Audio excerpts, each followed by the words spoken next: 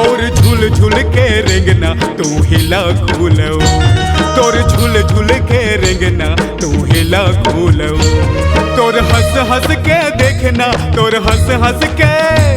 तोर हंस हंस के देखना तू हिला खुलो,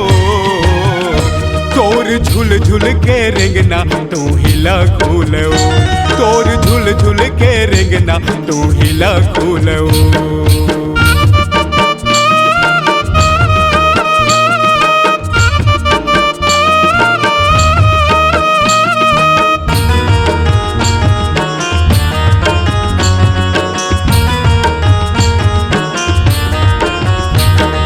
आकाशे मचंदा लजा जाहिना,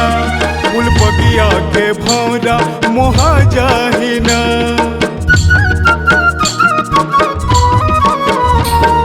आकाशे मचंदा लजा जाहिना, फूल बगिया के भौरा मोहा जाहिना, तोर मीठ मीठे बोलना, तोर मीठ मीठे, तोर मीठ मीठे बोलना मोर जीव लेवो, तोर झूल झूल के रेंगना तू हिला खुलो, तोर झूल झूल के रेंगना तू हिला खुलो।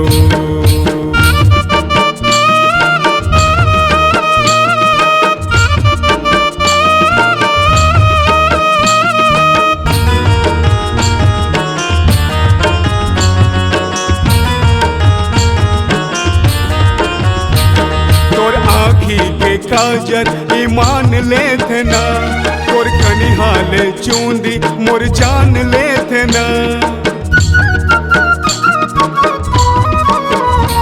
तोर आँखी के काजर ईमान लेते ना, तोर कनिहाल चूंदी मोर जान लेते ना, तोर काने के झुमका, तोर काने के, तोर काने के झुमका झूलना झूलो, तोर झूल झूल के रेंगना तू हिला खुलो, तोर झूल झूल के रेंगना तू हिला खुलो।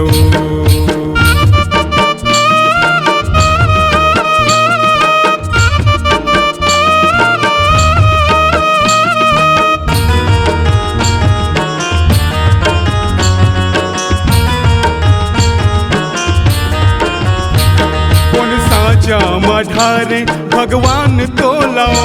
बड़ सुघर बनाए हैं ईमान तो लाओ,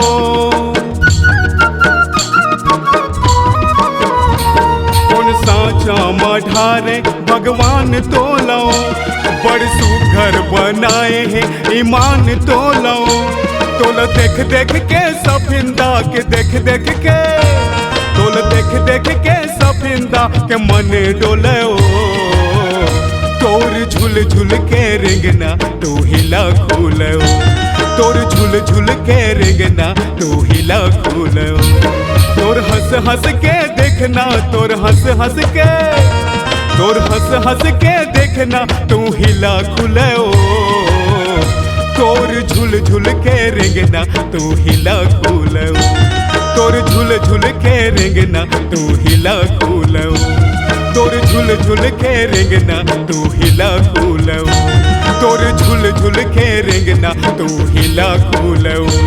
तोर झूल झूल के रेंगना तू हिला खुलो।